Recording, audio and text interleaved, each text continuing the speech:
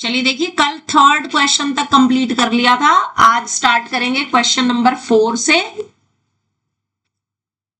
So question number 4 में है, toss a paper cup into the air 100 times. ठीक है, लिख लो ये चीज, toss a paper cup into air 100 times.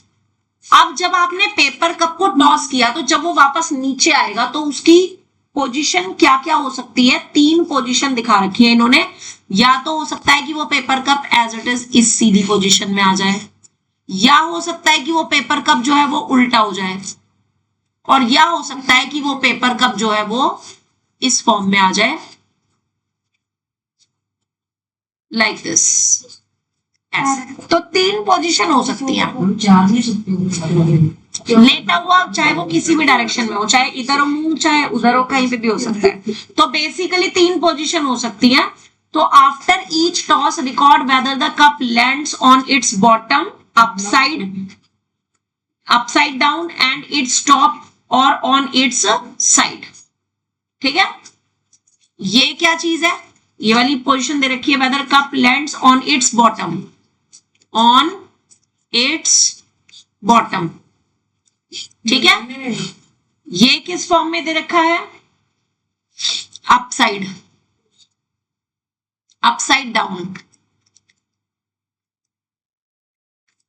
और ये वाली पोजीशन कौन सी दे रखी है? On its side. ठीक है, 3 पोजीशन दे रखी है। हाँ जी, बिल्कुल बनानी है। आपको प्रोबेबिलिटी निकालनी है of the outcomes by using experimental probability. हर एक की प्रोबेबिलिटी निकालनी है आपने। देखो, टोटल 3 पॉसिबिलिटीज हैं। टोटल आउटकम्स जो होंगी वो कितनी दे रखी है? मुझे 3 दे रखी है। एक ये रही, एक ये, और एक ये। अब उन्होंने ऐसा नहीं बताया इस क्वेश्चन में कि कितनी बार तो बॉटम ऑन इट्स बॉटम पे वो लैंड करता है, कितनी बार वो अपसाइड डाउन लैंड करता है, या कितनी बार वो ऑन इट्स साइड लैंड करता है। ठीक है, क्योंकि 100 टाइम्स उसको टॉस कर रहे हैं। ठीक, अगर वो ये दे दें टेबल की फॉर्म में कि 100 में से सपोज 40 टाइम्स वो on its bottom down land करता है, सपोज 30 टाइम्स वो अपसाइड डाउन लैंड करता है, एंड जो रिमेनिंग बचेंगे वो ऑन इट्स साइड डाउन करता है, और फिर उसके बाद प्रायोरिटी पूछने ईच केस की, तो हम टेबल के अकॉर्डिंग निकाल देंगे। लेकिन यहाँ पे टेबल के अकॉर्डिंग नहीं दिया, तो इसलिए यहाँ पे जो प्रायोरिटी ऑफ ईच केस होगी वो सेम बनेगी, that will be given by 1/3। क्योंकि 3 पॉसिबिलिटीज है, टोटल आउटकम्स हो गई 3, और मुझे एक एक की प्रायोरिटी निकालनी है, तो हर एक की प्रायोरिटी कितनी हो जाएगी? 1/3। ठीक है जी। अब अगर सेम क्वेश्चन वो टेबल की फॉर्म में दे दें कि नंबर ऑफ टाइम्स, और यहां पर केस दे दें उसके ऑन इट्स बॉटम, फिर अपसाइड डाउन, बातें नहीं, और ऑन इट्स साइड, कि 100 में से भाई वो 30 बार तो ऐसे गिर रहा है, 25 बार ऐसे गिर रहा है, और कितने बचे? 35 टाइम्स 35 क्यों बचे? 45 बचेंगे। 45 टाइम्स वो ऑन इट साइड गिर रहा है। ठीक है, अब अगर आपको प्रोबेबिलिटी निकालनी हो ऑफ ईच केस, तो ऑन इट्स बॉटम इसकी प्रोबेबिलिटी कितनी हो जाएगी? कितनी बार गिर रहा है? फेवरेबल आउटकम्स कितनी हो जाएंगी? 30, और टोटल कितनी बार टॉस किया था उसको? 100 टाइम्स, तो प्रोबेबिलिटी कितनी आ जाएगी? 3.9, जिसको कि आप 0.3 भी लिख सकते हो। इसी तरीके से प्रोबेबिलिटी ऑफ अपसाइड डाउन, इसकी प्रोबेबिलिटी कितनी हो जाएगी? 25/100 यानी 1/4, जिसको कि आप 0.25 भी लिख सकते हो।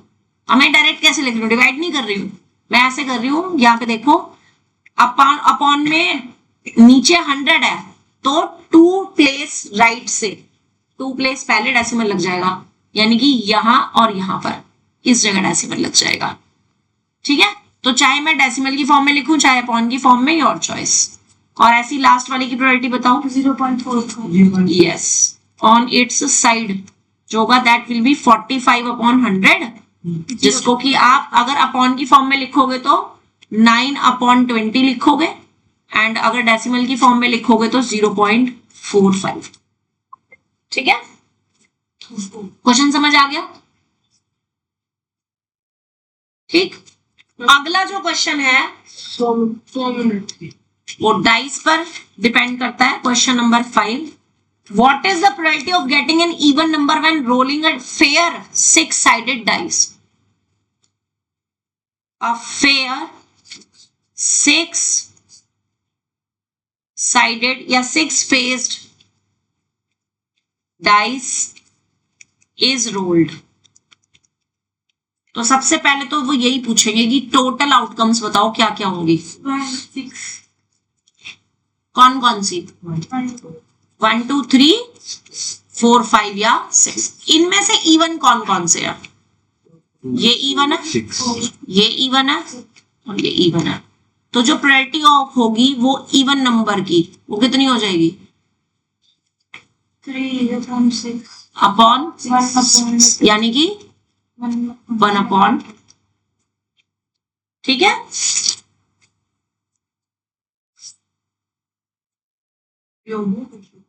हाँ जी, बट इसमें मैं कुछ क्वेश्चंस एक्स्ट्रा ऐड कर रही हूँ, आप मुझे बताओगे निकाल के। प्रोबेबिलिटी ऑफ प्राइम नंबर वो कितनी होगी? फिर आप बताओगे प्रोबेबिलिटी ऑफ कंपोजिट नंबर कितनी होगी? फिर आप बताओगे probability of a number less than 5 वो कितनी होगी? फिर आप प्रोबेबिलिटी बताओगे अ नंबर मोर देन 5 वो कितनी होगी? पहले 2/3 प्राइम नंबर 2 ही है। कितने हैं प्राइम नंबर? यस मैम 1/2 है। प्राइम नंबर कितने हैं? कौन कौन से? 2 3 और 5 प्राइम नंबर होते हैं 2 3 और 5, टोटल 6। तो 1/2 हो गई। कंपोजिट नंबर कौन कौन से होते हैं?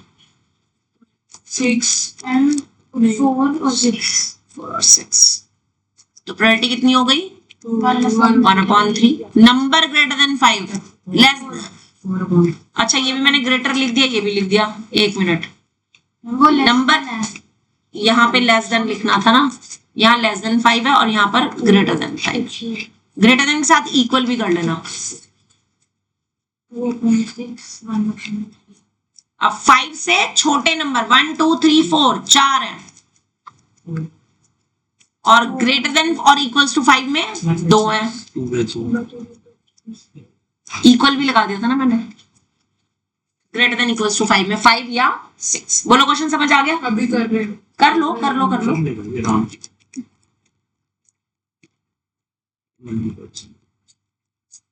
6th क्वेश्चन करेंगे।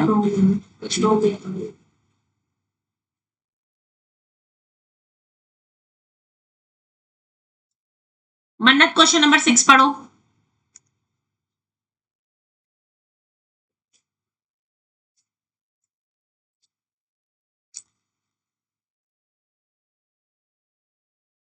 बुक नहीं है तुम्हारे पास? बुक ली नहीं है कि लाए नहीं हो? पढ़ो क्वेश्चन नंबर 6।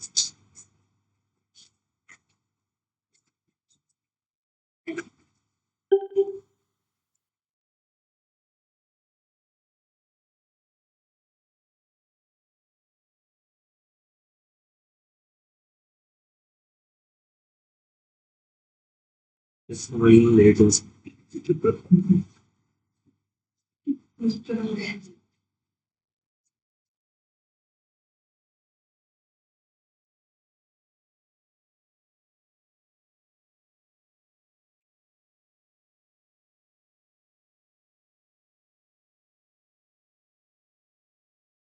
एंड के बाद क्या है?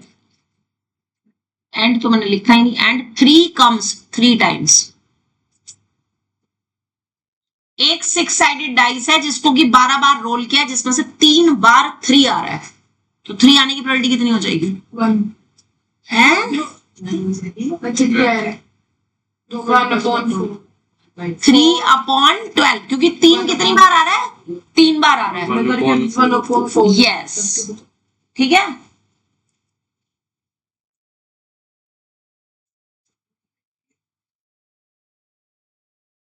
अच्छा, अब इन्होंने एक और चीज दी है, experimental probability and theoretical probability. अब थ्योरेटिकल प्रोबेबिलिटी में इसको वर्ड्स की फॉर्म में लिखूंगा।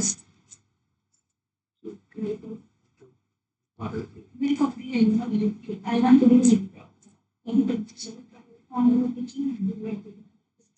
देखो, जो एक्सपेरिमेंट, ये जो 1/4 आई है ना, लिसन, ये प्रोबेबिलिटी आई है, मैं बाहर निकाल दूंगी 1 सेकंड में।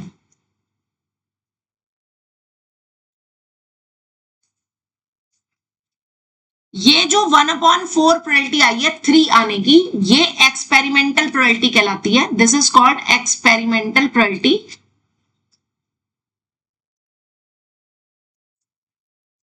अब एक्सपेरिमेंटल प्रोबेबिलिटी क्या चीज होती है? एक्सपेरिमेंट करने की वजह से जो probability I, that is experimental probability. अब एक्सपेरिमेंट मैंने किया क्या?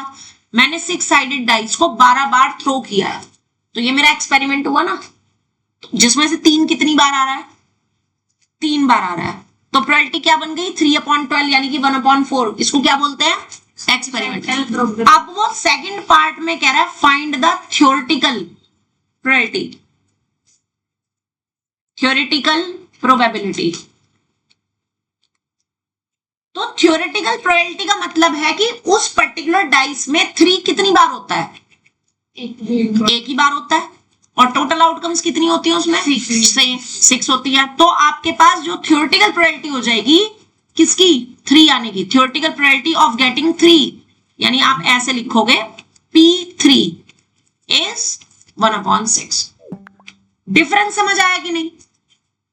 अब इस कंसेप्ट पर बेस्ड एक क्वेश्चन और करते हैं। सपोज करो आपसे कहा जाए, ये एक्स्ट्रा क्वेश्चन मैं दे रही हूं, अ कॉइन is tossed 10 times, ठीक है, out of which 4 times head appears. Find experimental probability. अरे सुन तो ले, पहले किसकी पूछ रही हूं मैं? Probability of getting tail and theoretical probability of getting a tail. तो अब मुझे बताओ, एक्सपेरिमेंटल प्रोबेबिलिटी निकालने के लिए, यानी ये फर्स्ट पार्ट है और ये सेकंड पार्ट, तो फर्स्ट पार्ट निकालने के लिए टेल की प्रोबेबिलिटी क्या होगी, और सेकंड पार्ट में टेल की प्रोबेबिलिटी क्या होगी? पहले पार्ट में 3/10 एक्सपेरिमेंट में कितनी बार आप एक्सपेरिमेंट कर रहे हो? कॉइन को कितनी बार टॉस कर रहे हो? 10 टाइम्स, तो वो तो हो गए टोटल टाइम्स। Yes ma'am. और उसमें से कितनी बार आ रहा है? टेल कितनी बार आ रहा है? 6 4 टाइम्स तो हेड आ रहा है ना, तो टेल कितनी बार आएगा? 6 टाइम्स आएगा, क्योंकि कॉइन में तो या तो हेड आएगा तो टेल आएगा। 3/4 समझ गए? तो प्रोबेबिलिटी कितनी हो जाएगी? 3/4। लेकिन अगर मैं सिंपल एक कॉइन की बात करूं, तो एक कॉइन में टेल कितनी बार आता है? 1 टाइम। और 2 टोटल आउटकम होती है, या तो हेड होता है या तो टेल। तो यानी कि 1/2 तो क्या हो गई इसकी? थ्योरेटिकल प्रोबेबिलिटी, और 3/5 क्या हो गई इसकी? एक्सपेरिमेंटल। बात समझ आ गई? तो कहने का मतलब अब यहाँ पे डिफरेंस क्या है? अब इसमें एक चीज को समझो। देखो, एक्सपेरिमेंटल प्रोबेबिलिटी कैन चेंज, वो चेंज हो सकती है। मान लो मैं ये कहूं कि भाई मैंने 10 बार कॉइन को टॉस किया, अब हो सकता है कि 5 बार टेल आ रहा हो, तो एक्सपेरिमेंटल प्रोबेबिलिटी 5/10 हो जाती। 4 बार आता तो 4/10 हो जाती, चेंज होती जाती अकॉर्डिंगली, है ना। लेकिन अगर मैं कहूंगी किसी भी कॉइन में टेल आने की प्रोबेबिलिटी बताओ, वो हमेशा फिक्स रहेगी। तो यहां से क्या कंक्लूजन निकला, theoretical probability of an event remains same while experimental probability of an event changes, यानी कि not constant, not constant। किसी भी इवेंट की जो थ्योरेटिकल प्रोबेबिलिटी है वो हमेशा कांस्टेंट रहती है, लेकिन एक्सपेरिमेंटल जो प्रोबेबिलिटी है, क्योंकि वो एक्सपेरिमेंट पे डिपेंड कर रही है, कितनी बार हम अपना एक्सपेरिमेंट परफॉर्म कर रहे हैं, तो इसलिए एक्सपेरिमेंटल प्रोबेबिलिटी जो होती है वो चेंज होती रहती है, वो कांस्टेंट नहीं होती। इतनी बात समझ आ गई अच्छे से? अच्छा अब ये बताना,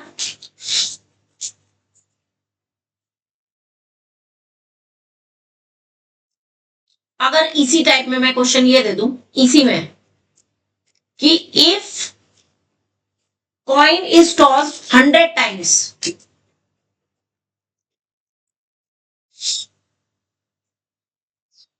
100 टाइम्स,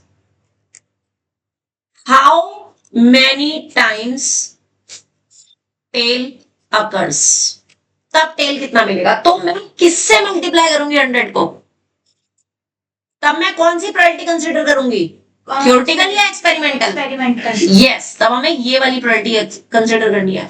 तो क्या लिखेंगे कि let x times tail occurs, 50। तो टेल आने की प्रोबेबिलिटी हो गई x/100, और 10 में से कितनी बार आ रहा था टेल, 6 बार। तो इन दोनों प्रोबेबिलिटी को सेम रखना है, वहां से x की वैल्यू निकलेगी। बता सकते हो x की वैल्यू कितनी आ जाएगी, 60 टाइम्स। क्वेश्चन समझ आ गया क्यों? Yes ma'am. अच्छा सर, ठीक है। अभी कल भी आपका टेस्ट नहीं है, कल भी क्लास लगेगी, टेस्ट होगा जब प्रोबेबिलिटी वाला चैप्टर कंप्लीट हो जाएगा, और प्रोबेबिलिटी का ही टेस्ट होगा पहले, ठीक है। कोई छुट्टी नहीं है, छुट्टी की तो बात भी मत करना मेरे से। जब तक हाफ ईयरली एग्जाम नहीं हो रहा तब तक कोई छुट्टी की बात मत करना। हाफ ईयरली एग्जाम के बाद मेरा मन करेगा तो मैं छुट्टी दे दूंगी, नहीं तो दे दूंगी। फिलहाल सिर्फ इस मंथ आपको रक्षाबंधन की छुट्टी दी जाएगी, बस एक छुट्टी रक्षाबंधन की, बस। सुबह नहीं आना है, सेम टाइम आना है। सुबह पॉसिबल नहीं है, सुबह टेस्ट है बच्चों के, जिसने नहीं आना वो मत आना, सिंपल इज दैट, ठीक है। चलिए जी, अब आगे आ जाओ नेक्स्ट। इसमें एक्सरसाइज 7.2 तो कंप्लीट हो गई, 7.3 पे आ जाओ जरा, रजिस्टर में करेंगे नेक्स्ट पेज से। Exercise 7.3 last time first question पढ़ दे पिन। बुक नहीं ये तो when a single six-sided dice is rolled, what is the total number of possible outcomes in the sample space? सबसे करेंगे, एक सिंपल 6 फेस्ड डाइस को role किया है, आपको बताना है व्हाट इज द सैंपल ये स्पेस। तो पहले ही बताएंगे। 1 पहले बताया था कौन कौन से नंबर्स होंगे उसमें, 1 1 से लेके 6 तक, सबको कॉमा लगा के कर्ली ब्रैकेट में लिखना है, ऐसे लिखना है, sample space is equals to ऐसे कर्ली ब्रैकेट लगाओ और इसके अंदर कॉमा लगा करके नंबर्स को लिख दो,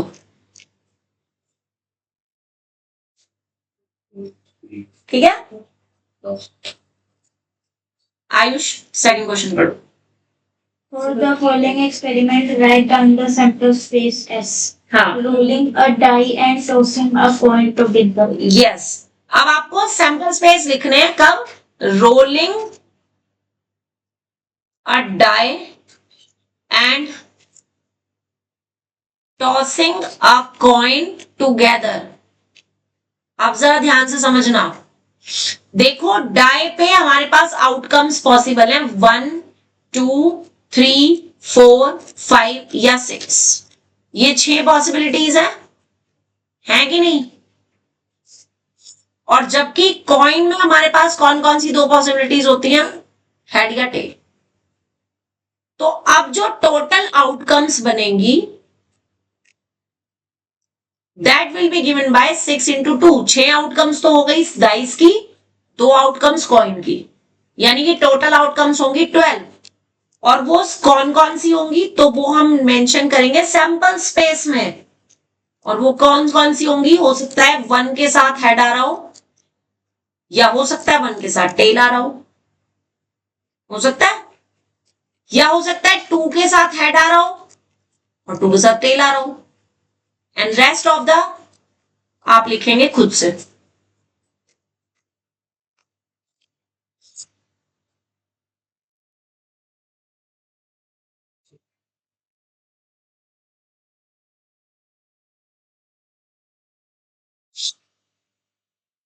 रेस्ट खुद से लिखो, 3 के लिए, 4 के लिए, 5 के लिए, 6 के लिए, इन सब के लिए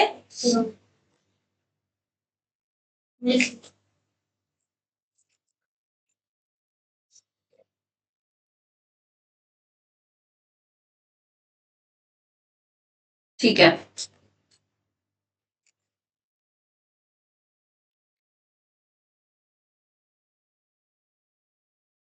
लिख लिया जी?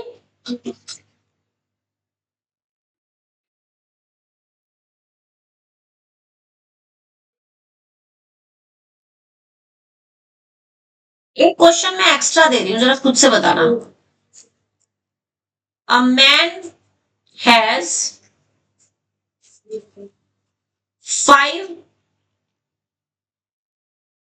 Different coloured paints. कौन कौन सी? Black, blue, brown, grey and white. And 3 different colored shirts, जिसमें है व्हाइट, येलो, ऑरेंज। 3 कलर की उसके पास जो है वो, ऑरेंज मत लिखो, ऑरेंज कलर की शर्ट अच्छी भी लगती है, ब्लू लिख लेता है। ग्रीन कलर की अच्छी है। व्हाइट तो बहुत अच्छी लगती है। तो 3 कलर की उसके पास शर्ट्स हैं, व्हाइट, येलो, ब्लू, और 5 कलर की उसके पास पैंट्स हैं। ठीक है। अब वो पूछ रहा है how many total possible, how many all possible combinations will be there। Total कितने कॉम्बिनेशंस बनेंगे, हाउ मैनी, जस्ट नंबर्स बताने हैं, कितने कॉम्बिनेशन बन सकते हैं। And right sample space, right sample space.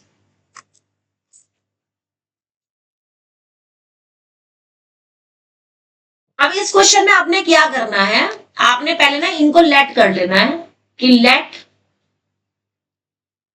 Black pant जो है आपकी, उसको आप P1 लिख रहे हो, ब्लू पैंट को आप P2 लिख रहे हो, ऐसे ही बाकी के सारे लिख लेना। ठीक है। और ऐसे ही जो शर्ट्स की बात कर रहे हैं हम, व्हाइट शर्ट को आप ले लो S1, और ऐसे ही S2, और ऐसे ही S3। पहले तो मुझे टोटल नंबर ही बता दो कि टोटल नंबर ऑफ कितने ऑल पॉसिबल कॉम्बिनेशंस बन सकते हैं पैंट शर्ट को पहनने के। 12।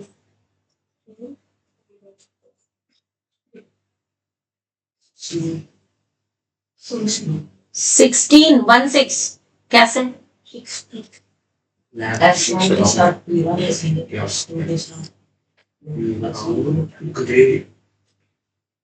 मैंने इससे पहले टोटल कॉम्बिनेशंस लिखे थे इस वाले क्वेश्चन में। 12 कैसे लिखे थे मैंने? 12 कैसे आया था?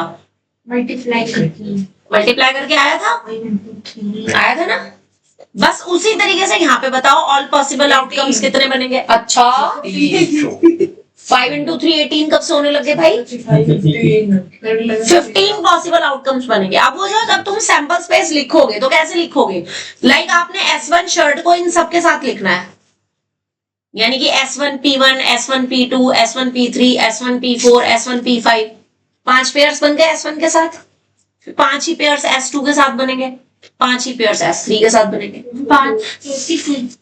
अरे S1 के साथ P1 का कॉम्बिनेशन 1 हो गया, S1 के साथ P2 का दूसरा कॉम्बिनेशन, 5 बनेंगे नहीं बनेंगे?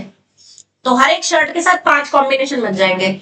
और अगर मैं हर एक पैंट के साथ कहूं तो हर एक पैंट के साथ 3 कॉम्बिनेशन बन रहे हैं। जैसे मर्जी लिख लो, चाहे पैंट पहले लिखो या पहले शर्ट लिखो, योर विश।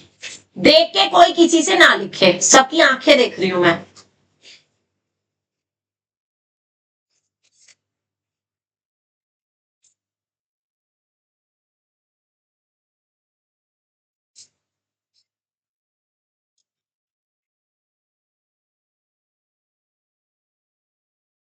सानवी नहीं आई राइट, और तेजस भी नहीं आया।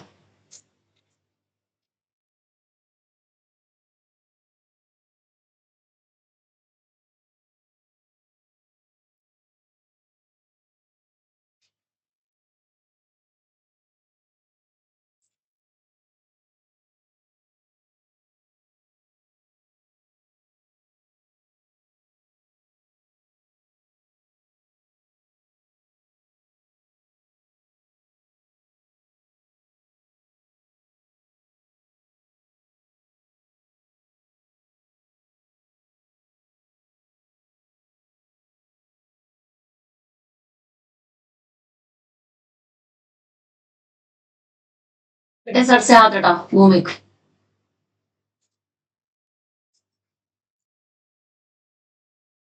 चलो दीपन बोल, all possible combinations is equals to, क्या लिखा है? अरे बोल देना डायरेक्टिव। यहाँ पे ऑल पॉसिबल कॉम्बिनेशन कैसे बने थे? ध्यान कहाँ रहता है तेरा? यहाँ पे डाइस और कॉइन को इकट्ठे टॉस कर रहे थे, तो ऑल पॉसिबल कॉम्बिनेशंस कैसे निकाले थे हमने? तो फिर इसमें ना समझ में आने वाली क्या चीज है? कितने कॉम्बिनेशंस बनेंगे अब बताओ? 5 तो पैंट्स है, 3 शर्ट्स है, कितने कॉम्बिनेशन बन गए? 15 बन गए। अब वो 15 कॉम्बिनेशंस को हमें ब्रैकेट में लिखना है, सैंपल स्पेस। सपोज मैं पहले फर्स्ट पैंट को तीनों शर्ट्स के साथ कॉम्बिनेशन बना रही हूं, तो P1 का S1 के साथ कॉम्बिनेशन बन गया, P1 का ही S2 के साथ कॉम्बिनेशन बन गया, P1 का S3 के साथ बन गया। अब इसी तरीके से P2 के लिए लिखो, इसी तरह से P3 के लिए, ऐसी P5 तक के लिए। ठीक है,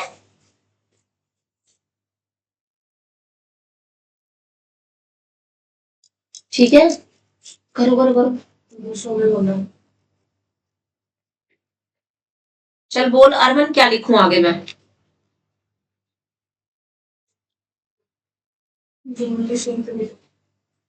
P2 के साथ S1, P2 के साथ S2, P2 के साथ ही S3। अब ऐसे ही P3 के साथ लिखेंगे, P3 के साथ S1, बोलेगा भी S4 तो है ही नहीं। आगे बोल, आगे बोल। 3 के साथ हो चुके P3,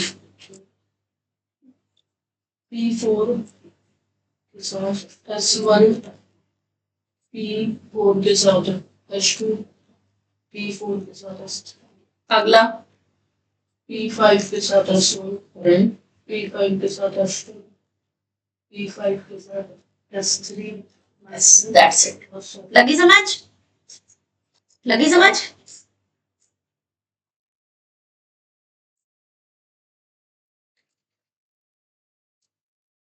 अगला क्वेश्चन, इसी का सेकंड पार्ट, जो क्वेश्चन आप कर रहे हो ना उसी क्वेश्चन का सेकंड पार्ट देखो। सेकंड पार्ट दे रखा है, choosing a random integer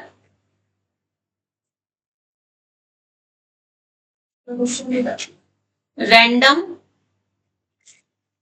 integer between -5 and +5। Between -5 and +5 की बात हो रही है, यानी कि हमें ये दोनों इंटीजर कंसीडर नहीं करने, इनके सिर्फ बीच वाले इंटीजर कंसीडर करने हैं। यस कितनी आउटकम्स होंगी? टोटल पॉसिबल आउटकम्स कौन कौन सी लेंगे हम? -4 लेंगे, -3, 1 2 3 या 4। कितने हो गए? 9। और यही आपका सैंपल स्पेस होगा। यहाँ पे तो सिर्फ 9 लिखना, सैंपल स्पेस में इनको लिख देना। यहाँ पे सिर्फ लिखो 9 और सैंपल स्पेस क्या आ जाएगा? Sample space is equals to -4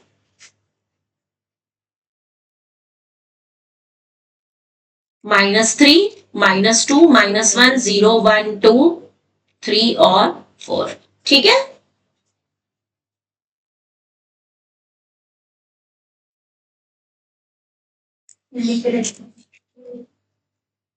third part,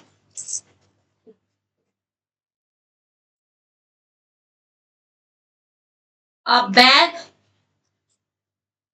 containing 5 blue balls and another bag containing 3 red balls। इन्होंने 7 दिया, मैंने 3 ही ले लिया बस। टोटल आउटकम्स कितने बनेंगे? जबकि एक बॉल मुझे यहां से निकालनी है, एक दूसरे बैग से निकालनी है।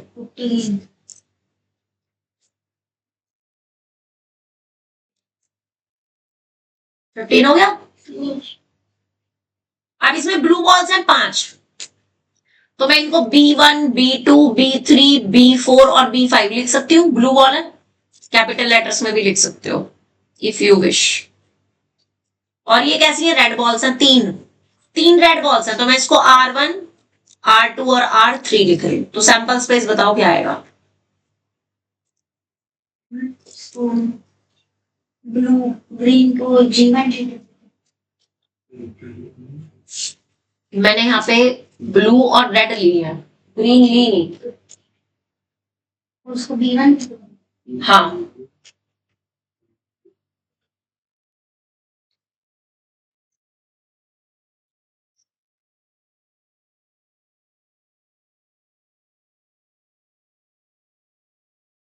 वैसे ही B2 के साथ बनाने तीनों का कॉम्बिनेशन।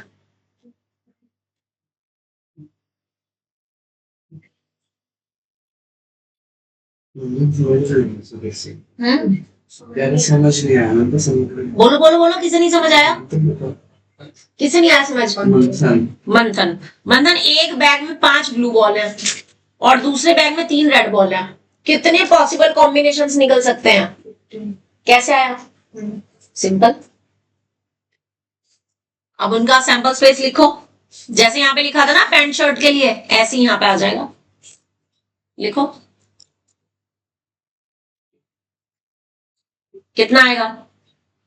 लाइक B1 है तो B1 के साथ R1 का कॉम्बिनेशन, फिर B1 के साथ ही R2 का कॉम्बिनेशन, B1 के साथ ही R3 का। अब अगला कॉम्बिनेशन B2 के लिए आ जाएगा, B2 R1 B2 R2 B2 R3। अब सेम ऐसे ही बाकी के 3, B3 के लिए, B4 के लिए और B5 के लिए। लगी समझ? ठीक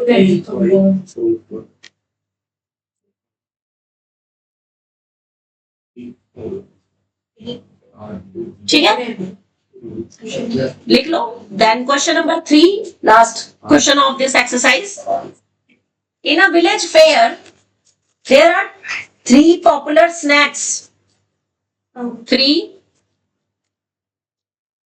पॉपुलर स्नैक्स कौन कौन से? समोसा, हाँ पकौड़ा और भाजी। And 2 popular drinks. क्या क्या थे है? चाय टी एंड लस्सी किया था। चलो ऑल पॉसिबल कॉम्बिनेशंस बताओ। बता देते। चलो मैम यही बताया।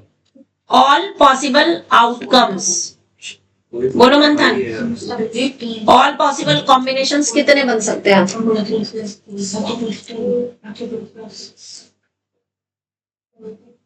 15 कैसे बन सकते हैं? 6 3 into 2 यानी 6 बन सकते हैं, है ना। अब जरा ध्यान से देखना, अब इसके कॉम्बिनेशंस कैसे लिखोगे। समोसा की स्पेलिंग एस से शुरू हो रही है, इसको एस लिख दो। पकौड़ा को पी लिख दो, भाजी को बी लिख दो। टी को टी ले लो और लस्सी को एल ले लो। अब बनाओ sample space. Sample space S T और एस एल। एस के लिए बन गए। अब ऐसे ही पी के लिए बनाओ, पी टी पी एल। और अब ऐसे ही बी के लिए बन जाएगा, बी टी और बी एल। क्वेश्चन समझ आ गया? बस 2 minute.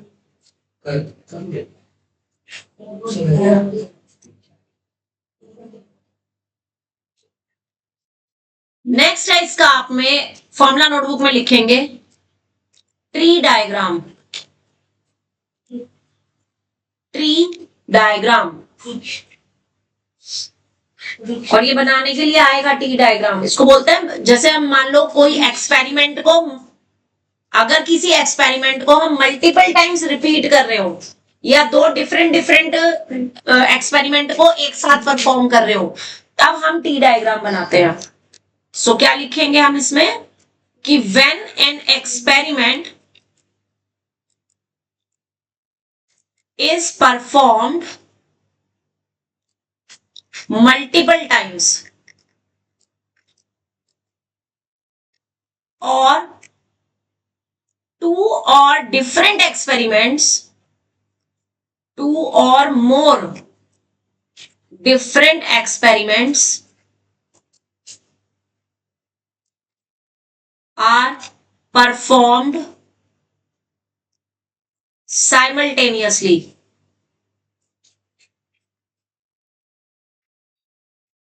we use tree diagram। आप ऊपर वाले क्वेश्चन से ही समझेंगे टी डायग्राम बनता कैसे है। Suppose a coin is tossed 3 times. अब इससे रिलेटेड आपको फर्स्ट लिखना है all possible, total number of possible outcomes. Total number of possible outcomes कितनी होंगी। सेकंड आपको लिखना है फिर आपको ट्री डायग्राम, और थर्ड पार्ट में लिखना है राइट सैंपल स्पेस।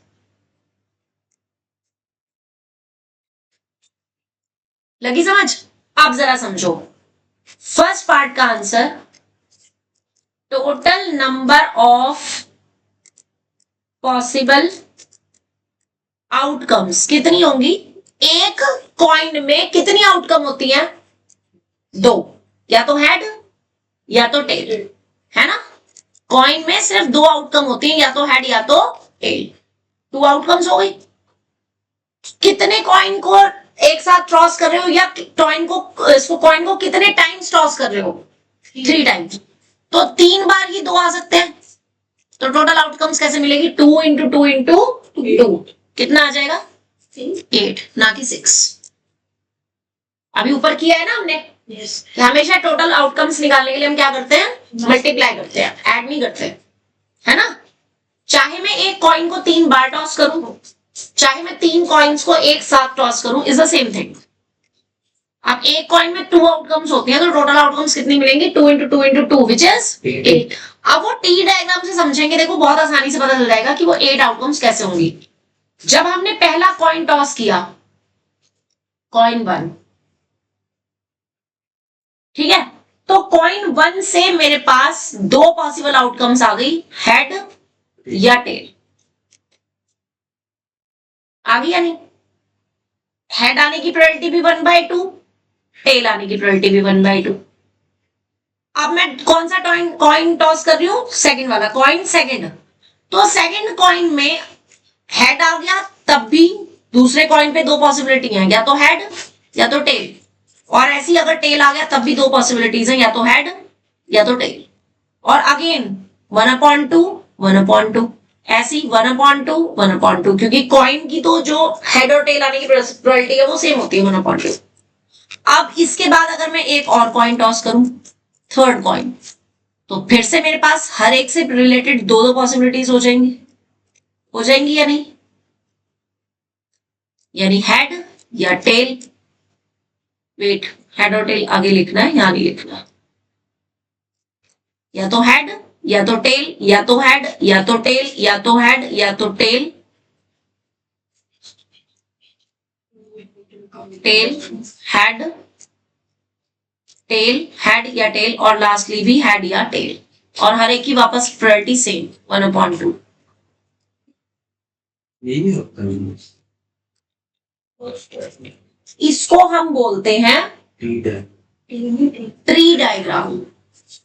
ये ट्री डायग्राम है। पहले तो इसको बना लो, ये मैंने 3 बार का दिया हुआ है, इन्होंने जो बुक में दे रखा है ना वो 2 टाइम्स का दे रखा है, सिर्फ यहीं तक, मैंने 3 तक का बता दिया। अब इसको पढ़ना, टोटल वो जो तुम्हारे पास 8 आउटकम्स आ रही है ना वो कैसे आएंगी जरा समझना। देखो ये बना लो पहले, फिर मैं सिखाऊं।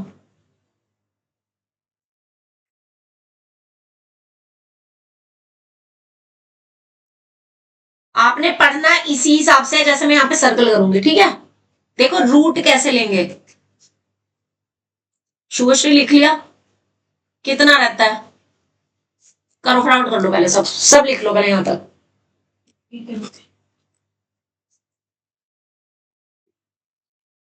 लिख लिया यहां तक? ओके, अब समझो पहला रूट देखो कैसे चलेगा। यहां पे अपर वाली लाइन से चले, फिर यहां पे, और फिर यहां पे, एक आउटकम हो गई। फिर यहां से इधर चले, 2 हो गई। फिर यहां से अभी ये वाले पहुंचे थे, अब इधर आ जाओ, 3 हो गई। 4 हो गई। अब यहां वाले खत्म हो गए सारे। 5 6 7। तरीका समझ आ गया? अब मुझे जब सैंपल स्पेस लिखना है उसका तरीका देखो।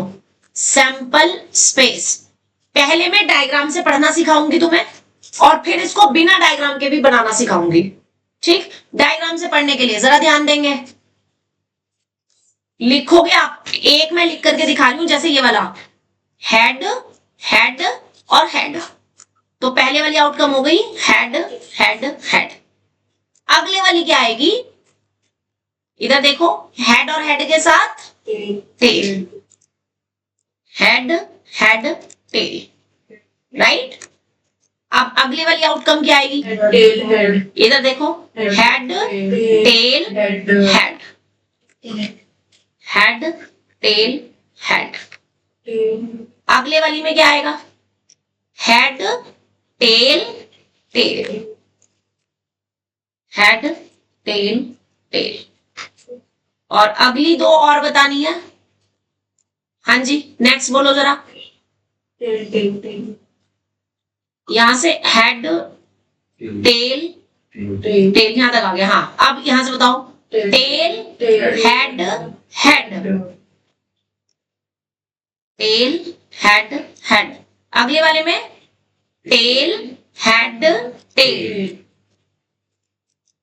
अगले 2 और बताओ, टेल टेल हेड, और lastly is tail tail tail. ये तो तुम्हें टी डायग्राम से मैंने रीड करना सिखा दिया है ना। अब जरा समझना, बिना टी डायग्राम के, बिना ट्री डायग्राम के मैं सैंपल स्पेस कैसे लिखूंगी? Without using diagram. आपको सैंपल स्पेस लिखना है, सीखो जरा। पहले देखो 3 कॉइन है, यानी कि हेड भी 3 बार आ सकता है, टेल भी 3 बार आ सकता है। इतनी बात करेक्ट हो गई। जब आपके पास 3 कॉइन्स है या एक कॉइन को 3 बार टॉस कर रहे हो, इसका मतलब हेड भी 3 बार आ सकता है और टेल भी 3 बार आ सकता है। तो मैंने पहले वो लिख दिया जिसमें तीनों बार हेड आ रहे हैं, लिख दिया, लिख दिया। अब इसके सामने मैं कौन सा लिखूंगी जिसमें तीनों बार टेल आ रहे हो, यानी मैंने एच को सिंपली किससे रिप्लेस कर दिया, टी से। अब हो सकता है कि 2 बार हेड आ रहा हो और एक टेल आ रहा हो, तो मैंने इनमें से एक एक को टेल से कन्वर्ट करना है, सी। पहले मैंने एक पहले वाले एच को टी लिखा, बाकी के 2 एच एज इट इज। फिर मैंने बीच वाले एच को रिप्लेस किया टी से, पहला और लास्ट वाला एज इट इज। और फिर मैंने लास्ट वाले एच को रिप्लेस किया टी से और शुरू के 2 एज इट इज। समझ आ गया? सेम वही चीज मुझे यहां पे करनी है।